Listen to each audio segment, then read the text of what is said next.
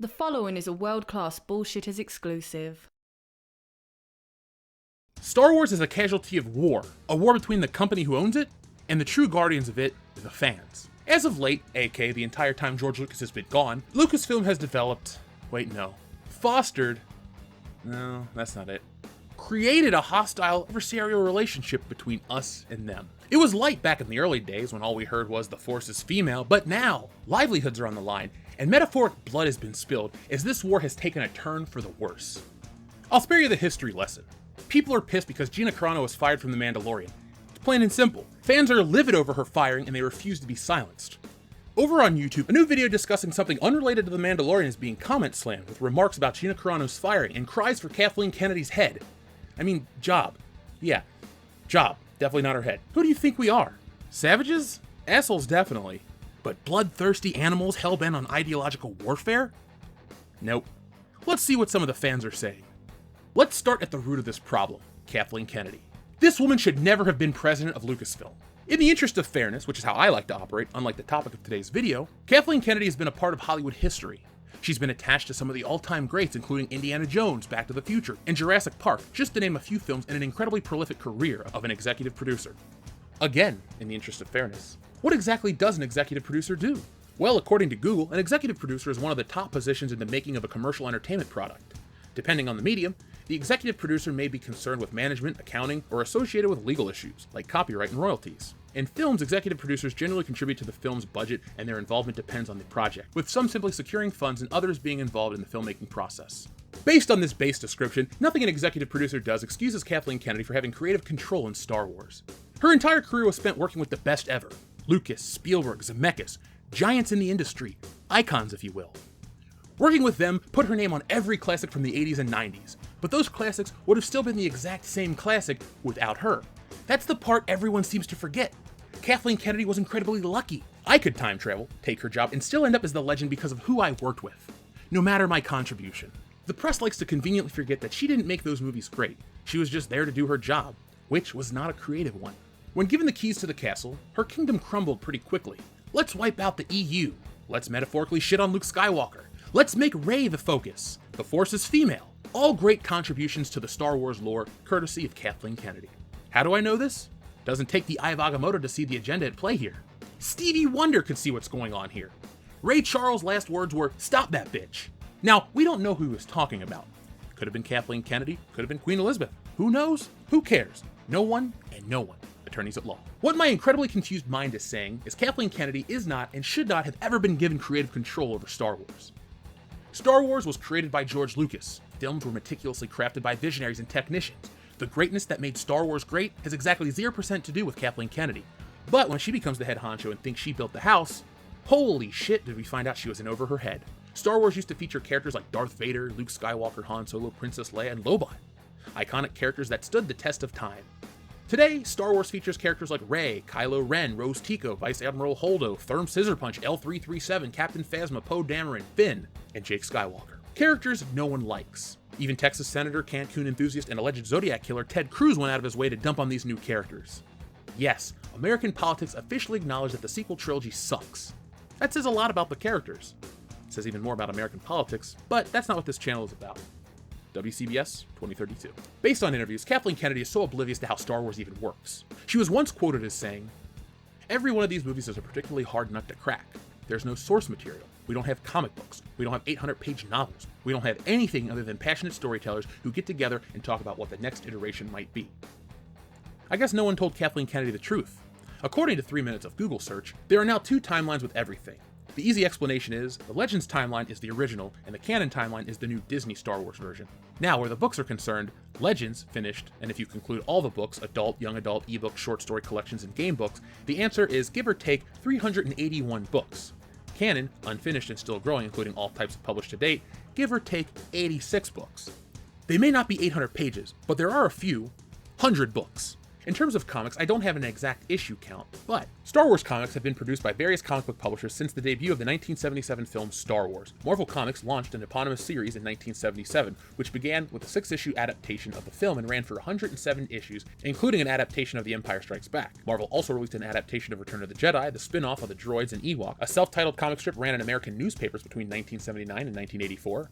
Blackthorn Publishing released a 3-issue run of 3D comics from 1987 to 1988. Dark Horse published the limited series Dark Empire in 1991, and ultimately produced over 100 Star Wars titles, including Tales of the Jedi, X-Wing, Rogue Squadron, Republic, Tales, Empire, Knights of the Old Republic, and Legacy, as well as the manga adaptation of the original film and the 1999 prequel, The Phantom Menace. The Walt Disney Company acquired Marvel in 2009, and Lucasfilm in 2012, and the Star Wars comic license returned to Marvel in 2015. Several new series were launched, including Star Wars Darth Vader, and Dr. Aphra. In 2017, IDW Publishing launched the anthology series Star Wars Adventures. So this lady doesn't even know her company's back catalog. Now, I don't expect to know The Last Jedi was the name of an April 1981 Marvel comic book drawn by the legendary Walt Simonson, but I do expect her to know that there are at least some books. The reality of the situation is actually pretty sad. Kathleen Kennedy is old and out of touch, a victim of the strong female narrative crafted by modern society. She's not capable of bringing prosperity to Star Wars, but she must push through because it's the right thing to do, morally. It really shows, too. Now, there's a certain portion of social media that thinks it's misogynistic to criticize Kathleen Kennedy. The problem isn't that she's a woman. This has nothing to do with what's downstairs. It's the upstairs that's broken. The problem, the real issue at the heart of the matter, is the simple fact that she sucks at her job. As president of Lucasfilm, aka the top dog, Kathleen Kennedy has allowed Star Wars to officially post support for employees who post racist shit. Lets directors, actors, and employees shit on the fans. Fast-track shows like Forces of Destiny and Galaxy of Adventure, which alters the Star Wars lore to put focus on the female characters and rewrite history, making them the real heroes instead of Luke Skywalker. I honestly can't think of a single positive thing that came from Star Wars under Kathleen Kennedy. I would have said The Mandalorian, but that show is dead. No Baby Yoda, no Cara Dune, no show. The sequel trilogy wasn't good. It was terrible, actually. An inconsistent and frequently incoherent mess of a storyline that lacked any flow, continuity, or semblance of quality. A series of films that exist to pimp out the old corpses of yesteryear while indoctrinating the new generation to the idea that female characters have to lack flaws and believability to be strong.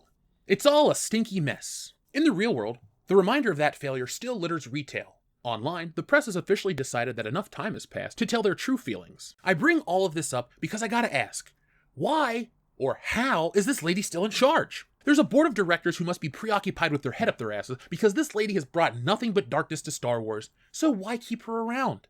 Optics? Politics? Things only the Sith know. Fans aren't going to forgive what happened to Gina Carano. She will serve as a reminder that there's a limit. A line that if you cross, the fans will never forget. That line has officially been crossed. There was hope in the Star Wars community after The Mandalorian Season 2 ended with Luke Skywalker and all, but that's dead. Every Star Wars project moving forward will suffer. How many new shows that have been announced will be canceled? Don't act like Lucasfilm hasn't canceled countless Star Wars projects and fired more directors than they've hired. They're an indecisive mess of a company that doesn't know what it wants to make. Solo was a decent way through production when Kathleen Kennedy threw her weight around and fired Lord and Miller, replacing them with Ron Howard and creating the cinematic equivalent of shredded wheat. Let's play a game. Let's list all the great additions to Star Wars under Kathleen Kennedy. I'll wait. Moving forward, nothing Lucasfilm does will be free of the memory of Gina Carano. Listen to how I phrase that. Nothing Lucasfilm does. That means Indiana Jones 5, folks. That also means any project, ever, from that company.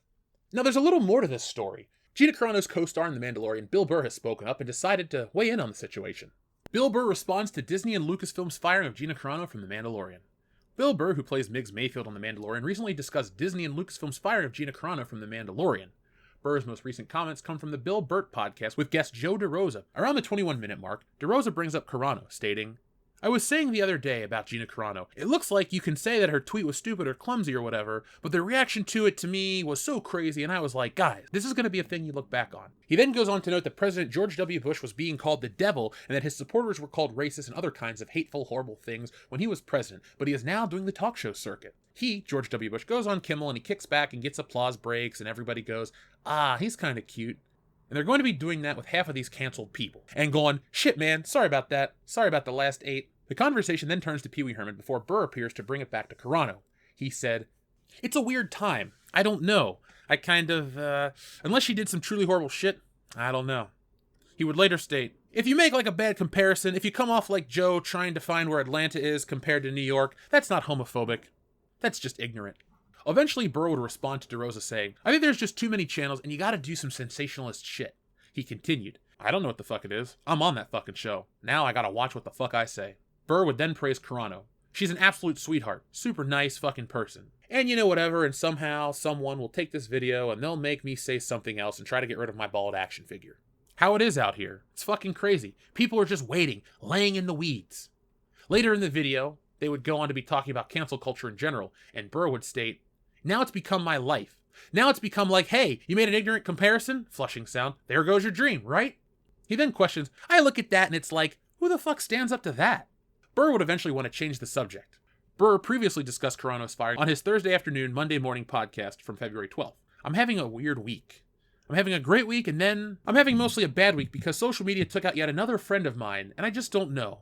I don't know. And I just don't know. Now you can make a statement that is uninformed.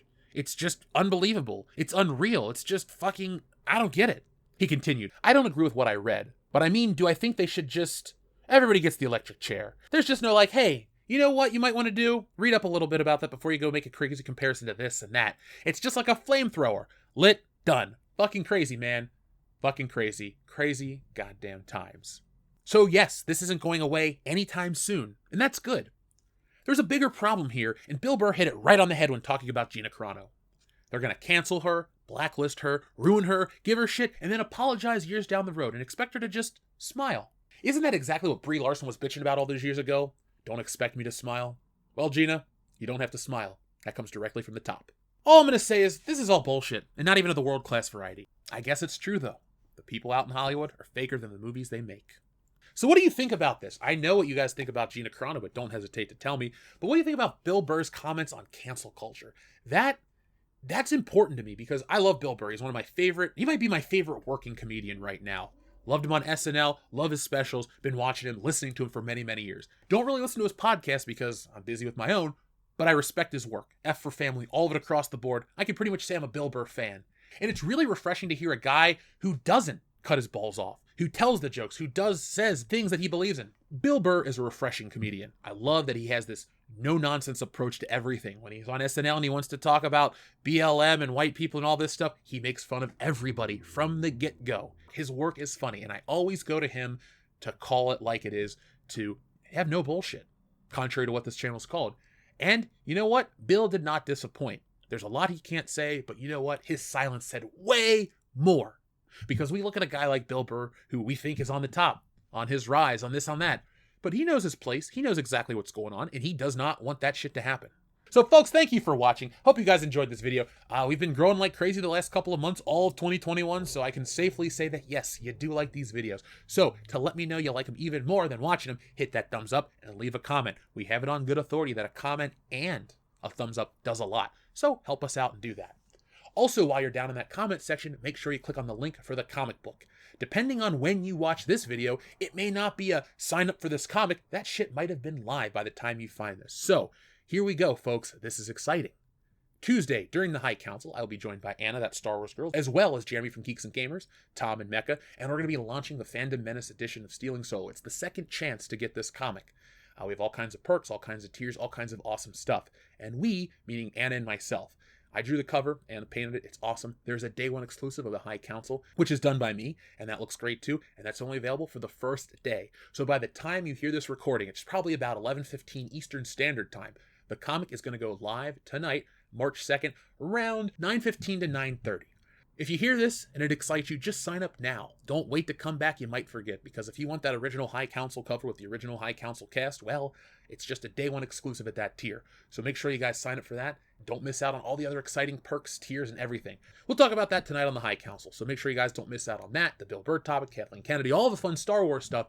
But this is a big, big show, so don't miss out. So folks, thank you for watching. Be smart, be safe, be cool. Be sure to sign up for that comic and get a copy to help support the Fandom Menace. And always be excellent to each other.